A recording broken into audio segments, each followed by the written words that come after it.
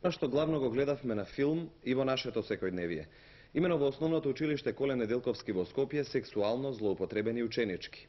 Самиот случај наметнува анализа на редица психолошки и социолошки прашања. Едно од тие е и во која мера неконтролираното еметување филмови од странска продукција со содржина на насилство и злоупотреба по многобројните приватни телевизиски канали придонесува и влијае на вакви и слични немили настани што мора да признаеме во последно време често се случуваат кај нас.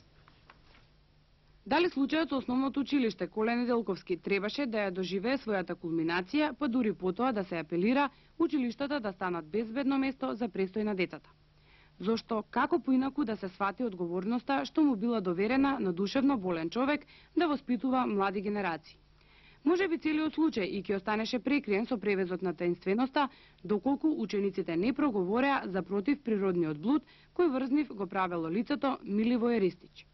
Инаку Ристич пред 12 години, поради нарушената психичка состојба, од наставник по музичко воспитување е прераспределен на друго работно место како библиотекар и наставник кој го води училишниот оркестар. И сето тоа благодарение на хуманиот гест на директорот на ова основно училиште Ленче Шуковиќ. Секоја чест за хуманоста, но се поставува прашањето каде се учениците кои, ако не на друго место, барем во училиштата треба да се чувствуваат наполно безбедни.